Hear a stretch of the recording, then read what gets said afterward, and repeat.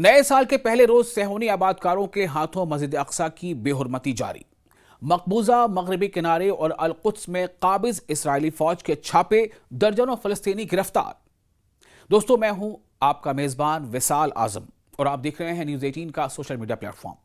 जुमेरात की सुबह यानी कि नए साल की बात कर रहा हूं। नया साल आ चुका है और जुमेरात जिसे हम कहते हैं थर्सडे, जुमेरात की सुबह दर्जनों सेहूनी आबादकारों ने काबिज इसराइली पुलिस की मुकम्मल सिक्योरिटी में मस्जिद अक्सा मुबारक के सहनों पर धावा बोला, जिसके जरिए मुकद्दस मकाम की हुर्मत को पामाल किया गया। मुकद्दस जराए जिनको हम कह सकते हैं कि काबिल एतबार जो जराए हैं, जो सोर्सेज हैं, उन्होंने बताया है कि आबादकारों के गिरोह, आबादकार किसे कहते हैं? सेटलर्स, जो इसराइली सेटलर्स हैं जिनको इसराइल ने फलस्तीनी जमीन पर जबरदस्ती कब्जा करके जिन यहूदियों को बसाया है, उन्हें कहते हैं सेटलर्स।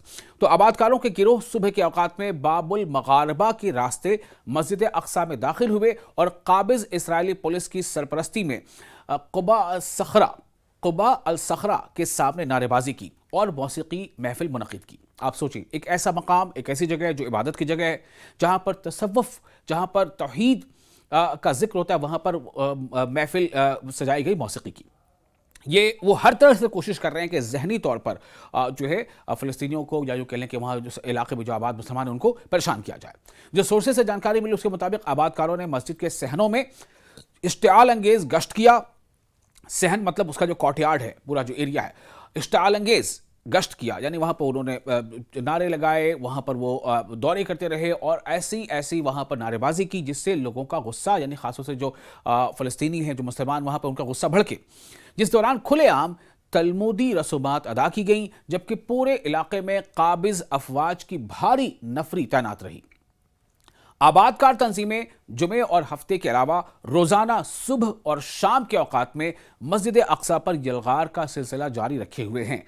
इसका मकसद मस्जिद पर ज़मानी और मकानी तकसीम मुसल्लत करना है, जो क़िबला अव्वल की हैसियत को ख़त्म करने की एक ख़तरनाक कोशिश है। इस बात को आप दोबारा ध्यान से सुने। इसका मकसद क्या है? जो यहूदी आबादकार वहाँ मस्जिद अक्सा के सहन में जो कुछ कर रहे हैं, इसका मकसद क्या है? इसका मकसद है कि मस्जिद पर ज़मानी और मकानी तकसीम मुसल्लत करना है, जो क़िबला अव्वल की हैसियत को ख़त्म करने की एक ख़तरनाक कोशिश है।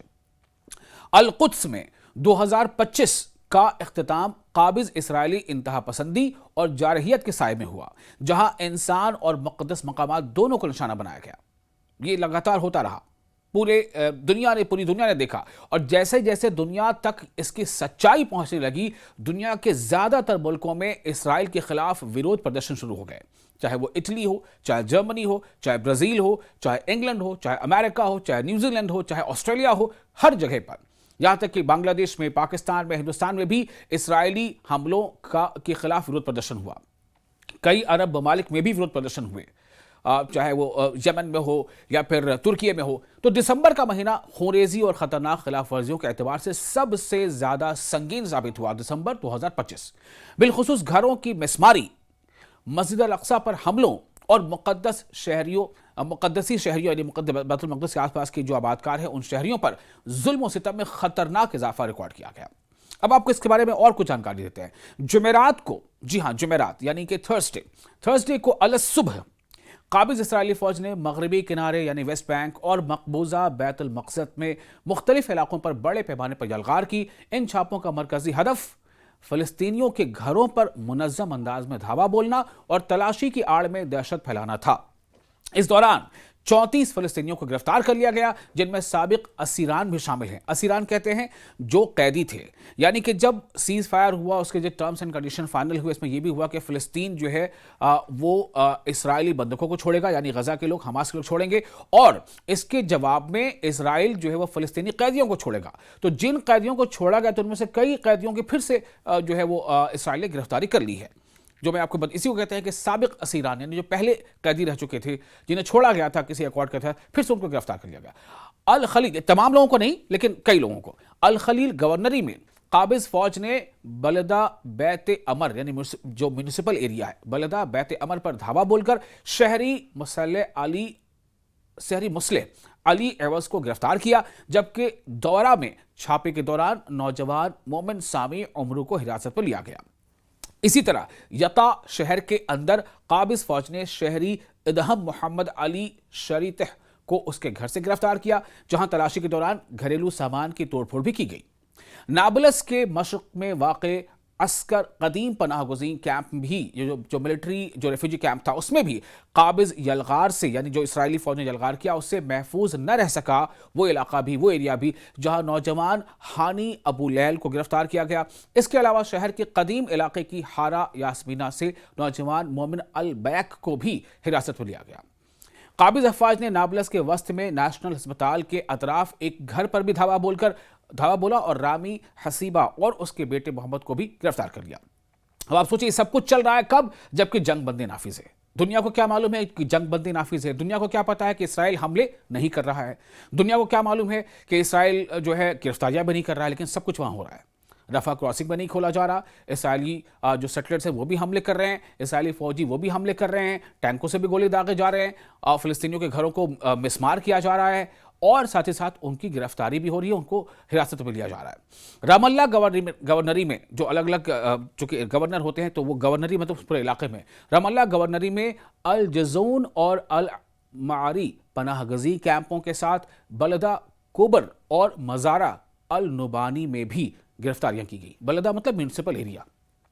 गिरफ्तार होने वालों में महमूद अद दश्त, उमर खलील, आमिर खलील और इब्राहिम मुसफ़र शामिल है। इसके अलावा आरोरा में साबिक असीर अहमद, असीर मतलब कैदी, साबिक यानी एक्स कैदी, एक्स प्रिजनर, साबिक असीर अहमद एहसान खसीब और बैतूनिया में साबिक असीर अहमद नोह हरीश को दोबारा गिरफ्तार किया गया।